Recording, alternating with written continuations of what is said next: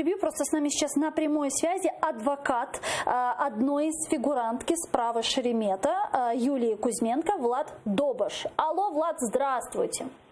Здравствуйте. Что вы думаете по поводу данного сегодняшнего информационного сообщения?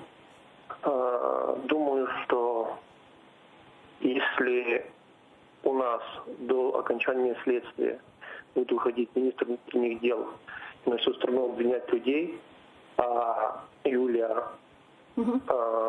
кардиохирург детский, и будет обвинять на всю страну, эта страна далеко не уедет.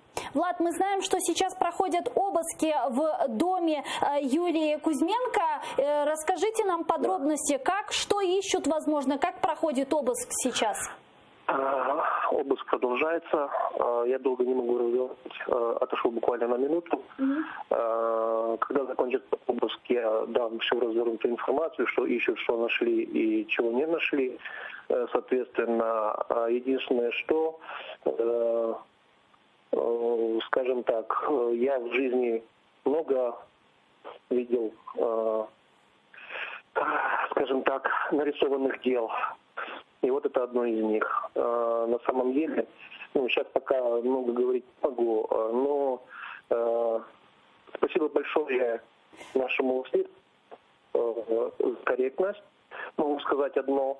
И мне спасибо министру внутренних дел за то, что он делал. Он также само уже распинался про дело налоговиков, которых на вертолетах возили. Теперь не знаю, что с этим делом делать. Вот это из серии этого же дела. У меня к вам еще несколько очень коротких вопросов. А где сейчас, собственно, Юлия? Ее уже увезли или она находится дома? Она рядом находится. А как она прокомментировала данное действие?